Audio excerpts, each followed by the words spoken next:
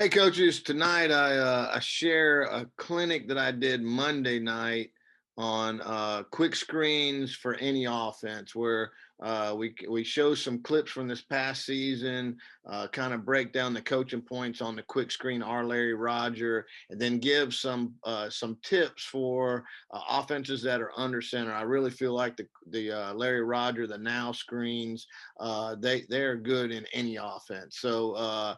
I hope you stay tuned and enjoy, and please subscribe, like, share. I appreciate you watching. Thank you.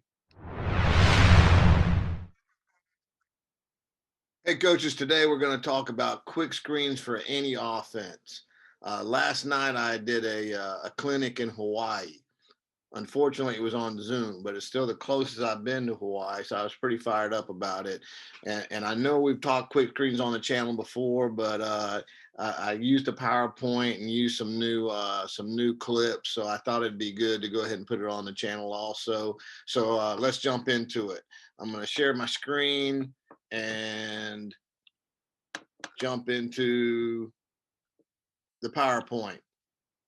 So the whole concept of this clinic was, Larry Rogers are my favorite screens, but they're also the screen that I think can fit any offense. The under center gun. It doesn't matter what you're doing offensively. The Larry Rogers screen, or what we call quick screens, what some I think Mazzoni calls now screens or spot screens. I think they're good for any offense, and I'm going to give you some coaching points that kind of for the under center guys, and also the coaching points we use for our offense. So I guess I got to get rid of this. First one is why quick screens? Well, number one, it's an easy way to attack the edge. Number two, it gets speed into space. Theoretically, we say that we put our best athlete at running back, but truth is, most years our best athletes are out there at the outside receiver spots. So quick screens are a good way to just feed them the ball and get speed into space. Number three, it runs the legs off the defense, and this is a gigantic point for air raid guys. Coach Mummy always said, you throw quick screens even when they're not working, because the entire defense has to work every time you run a quick screen, but only a few of your guys are having to work. And I'll give you the video of that here in a minute to really show that. Number four, it's our outside run game. As a matter of fact, last season we took outside zone completely out of the offense, so this legitimately was our outside run game. Now, most years we have outside zone in the package, but it's our number one way to attack the perimeter. Number five, it's low risk, big return, meaning, which I hate to say it, we did have one get picked last year, but most of the time it's a pass that's going to be completed, in the upper 90% range, and you're almost never going to take a loss on the play, and there's always a chance for a big play. Now, truth be told, since we've been in Hopton, we haven't really taken a lot of these to the house. But in previous places, we've housed a lot of these quick screens, and it's always a consistent gainer for us. Number six, low investment, big return. I kind of categorize plays. You got the plays that take a lot of investment to get good at, and then you got plays that you really don't take that much investment to get the return out of them. And I put quick screens into that category. That you don't always have to do it perfect. You don't, it doesn't take a long time to get good at it. You could pretty much, this is a play you could put in today and start getting returns off of it tomorrow. Number seven is it fits multiple formations, and you'll see a few different formations, but basically any formation in the world you can throw quick screens out of. And then number eight is we kind of get an added benefit because we attach it to the run game, so we kind of get a double bang for our buck there. Well, what's this doing? Next one, coaching points. First one is for the quarterback. This is a no lace throw. We don't want him taking time to find the laces. We want him to catch that thing and turn the double play right now. And if you're like me, most of your quarterbacks are baseball guys anyway, and just using that terminology of turning the double play, they kind of get it. Receivers versus zone is fast feet, and then get in, get out. You're going to get a kick out block, so you want to get inside that kick out block and then get out to the sideline. You, Obviously, when you're doing like passing league stuff, a kid will take one of these and take it across the field, but we always make sure to explain to them that as you go to the middle of the field on this particular screen, there's a lot of mean, nasty people inside, and there's only a few little quick guys outside. So we want to play out there where the little guys are. Versus it does have a man concept to it. It is not our favorite screen versus man coverage, but it easily converts versus man. And all we do is if it's press man, we take a 3-step outside release and then retrace our steps and basically catch the ball in the same spot that it would have been caught if it was a zone situation. And our number 2 receiver is attacking that number 1, that corner. Basically as he turns his shoulders and turns back to retrace his steps, he should run into our number 2 receiver. Number 2 receiver, his landmark is 1 yard deep in front of the outside receiver, and then take the most dangerous man. Sometimes that's the walk player, sometimes that's the corner.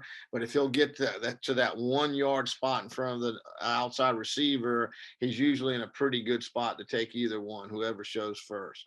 Offensive tackle quick sets and then works flat to the sidewalk. When he sees the block of the number 2 receiver, then he can turn up and get the next guy. Offensive guard quick sets and then runs the alley. And then one big coaching point, and I got this from Coach Hamrick in Mississippi, is when the quarterback, and that says throwing to his left, but that's a typo. When the quarterback is throwing to his right, we learned that a great coaching point is point the throwing foot toes towards the end zone. So if he'll open up and put his toes towards the end zone, that opens his hips and allows for a good throw to the right, because it's just a harder throw. Obviously a right-handed quarterback throwing right on a quick screen, he's really got to open his hips, and that little coaching point really, really helps. All right. And I'll be honest with you, it's been 10 years since we're completely in the gun. It's been probably 10 years since we were under center, but we just had 2 little coaching points. It was a great play from under center. So if you're a wing T guy or an I formation guy, it's still a great play. Even like a Hambone guys could do this. The 2 coaching points were quarterback under center, stagger your throwing foot back, and that helps them get the ball out a little quicker. And then the offensive tackle, the play side tackle, we call it a toe block, tackle on end, and that's he just needs to base the defensive end so that guy doesn't run across and knock the ball down before you even get the play started. So those are two coaching points for under center. Here are the and I see this thing spinning right here, but here are the clips I shared yesterday. I'm going to put this in slow motion. I know sometimes my film is kind of shaky when I use this huddle stuff, but here's what we showed. These are all clips from our last. Let me set this up. These are all clips from our last regular season game this past spring. North Carolina played in the spring, and this is our second biggest rival, and it is always a dogfight. However, this game, just this game, we ended up, I think we threw 12 quick screens, and then the counter punch to the quick screen, which there's on here also. So this is all from one game against an opponent that is usually this thing usually comes down to the last second. It's usually a dog fight. We got the kind of broke the game open on them this year, but usually extremely evenly matched.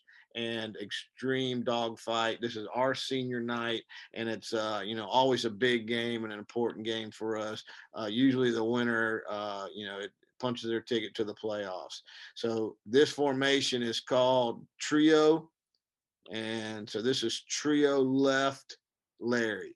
You see, turn the double play, get in, get out, and our guy takes a little lick right here. This is usually a real physical game also.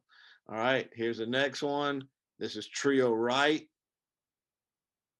You see, he's really got to work on getting his hips open. And that was about a 4 or 5 yard gain right there.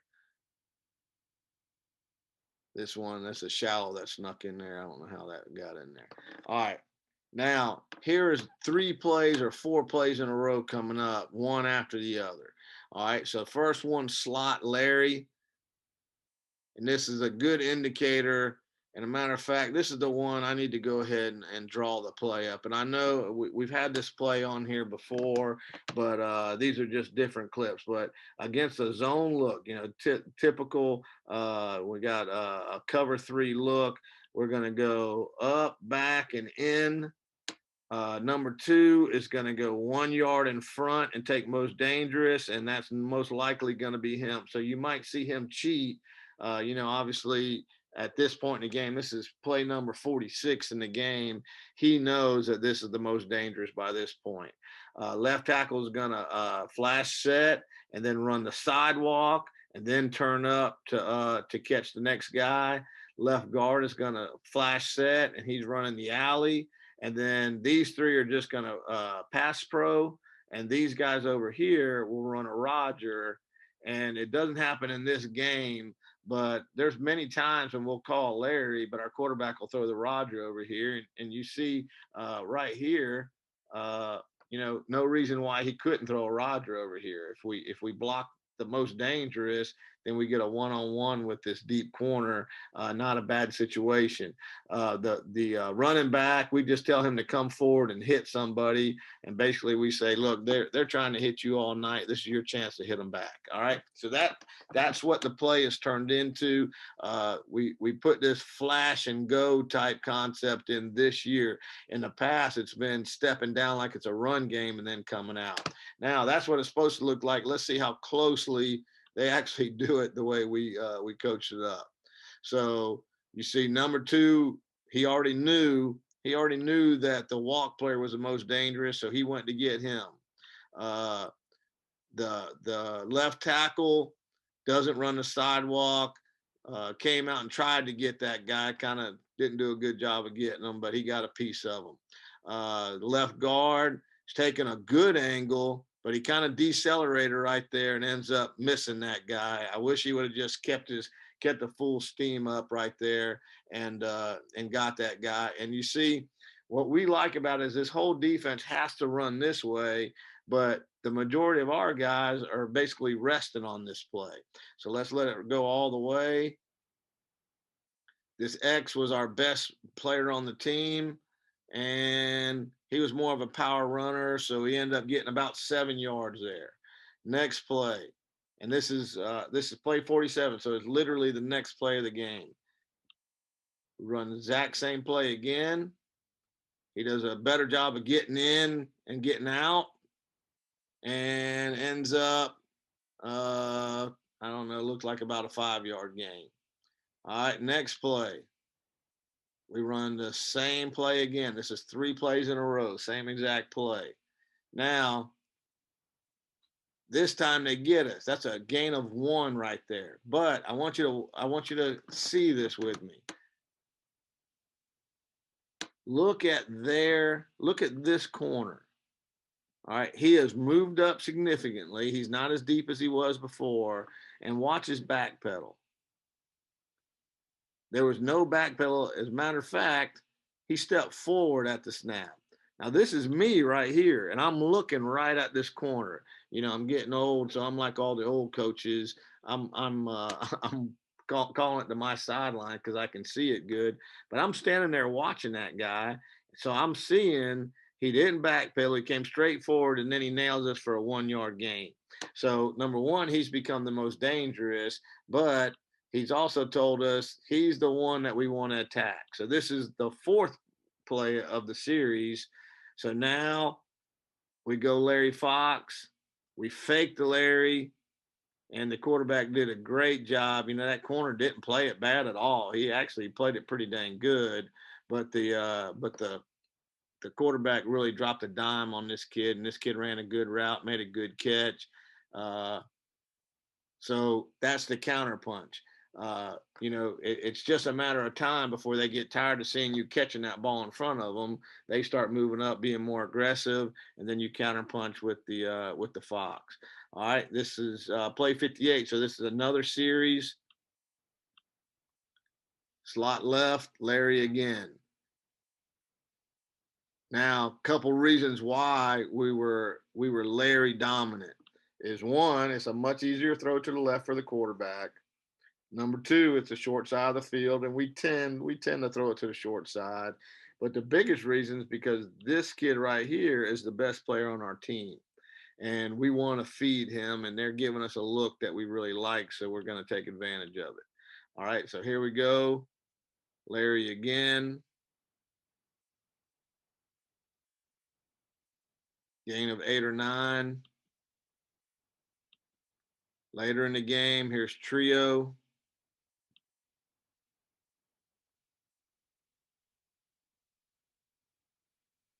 You see, he did a lot better job right there of getting in and then getting back out, using those kick out blocks, and the line doing a good job of getting downfield and at least getting a piece of somebody. Here we go again. This is I think these are two back-to-back plays right here.